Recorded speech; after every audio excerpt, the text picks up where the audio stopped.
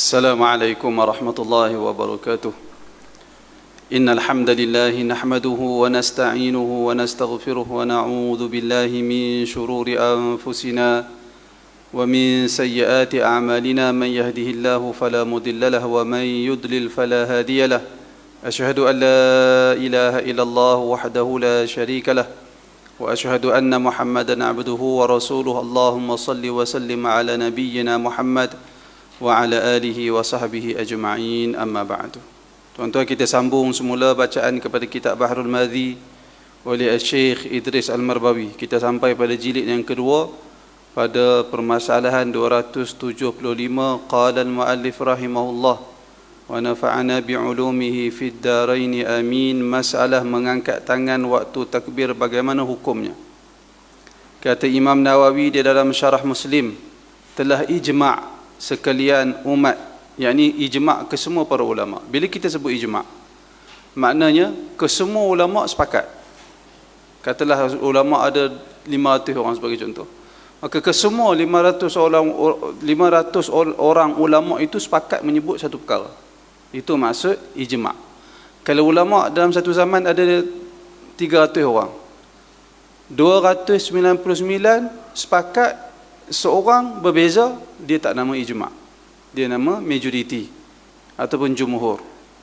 Jadi bila dalam kitab ulama sebut, seperti contoh dalam Imam Nawawi sebut dalam Syarah Sahih Muslim, telah ijma' sekalian ulama, sekalian umat. Umat yang dimaksudkan di sini adalah ulama. Telah ijma' kesemua para ulama.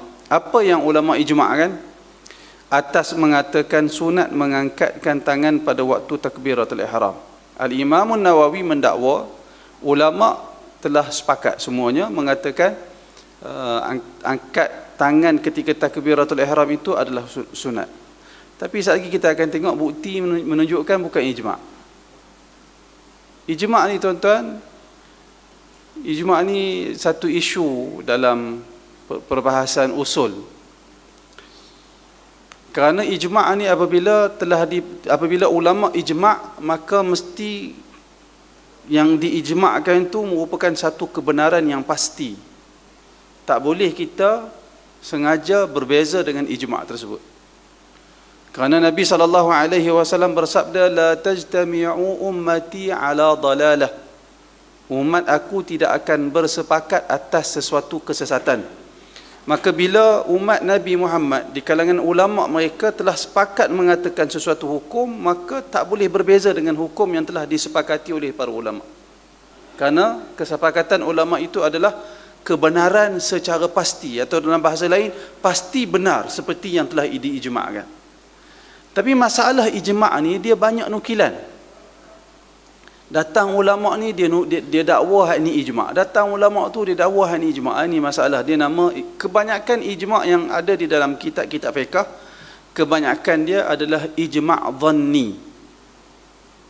Ijma' dhanni. Ijma' dhanni iaitulah, kita boleh kata ijma' dalam erti kata la yu'raf mukhalif. Ulama yang mendakwa telah berlaku ijma' itu, dia tak dapat maklumat pada dia tak tahu ada orang berbeza, lalu dia kata ijma'. Ijma' yang seumpama ni dia berada pada kedudukan dhanni. Dhanni itu satu perkara yang belum pasti lagi, dia perlu semakan lanjut.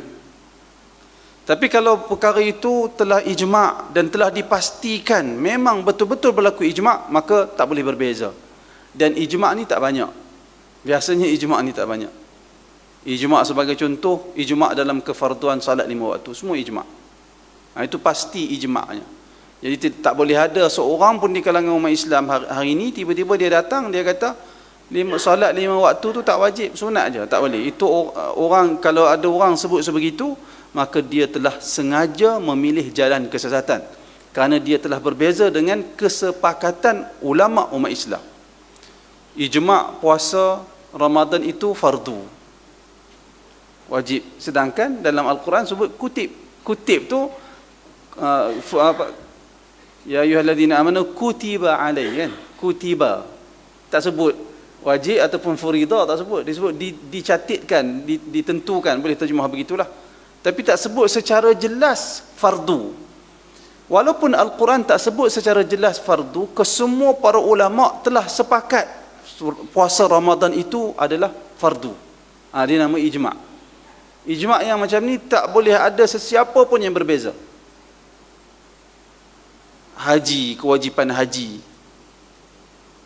dan seumpamanya. Adapun benda-benda yang furuk, cabang-cabang ni, kalau ada ulama sebut ijma', kebiasaan dia ijma' yang dimaksudkan adalah ijma' la yu'raf mukhalif, tidak diketahui ada ulama' lain yang berbeza. Siapa yang tak tahu? Ulama' yang mendakwa tu, macam Imam Nawawi, dia kata telah ijma' ke semua para ulama' mengatakan angkat tangan ketika takbiratul ihram itu adalah sunat. Dia kata ijma'. Nanti Syekh Idris sebut perkataan ulama' lain yang mengatakan wajib. Ada ulama' yang mengatakan wajib, menunjukkan Al-Imam Nawawi dia tak dapat maklumat pada dia ada ulama' yang kata wajib. Faham maksud saya? Lalu dia kata ijma'. Ijma' yang seumpama ni dia bukan kebenaran yang pasti, dia nama ijma' dhanni. Kemudian kata dia lagi, kata Imam Nawawi, dan bersalah-salahan mereka itu pada lain daripadanya. Kata Imam Nawawi, angkat takbir itu semua para ulama, angkat tangan ketika takbiratul ihram semua para ulama sunat. Cuma mereka berbeza angkat tangan selain daripada takbiratul ihram.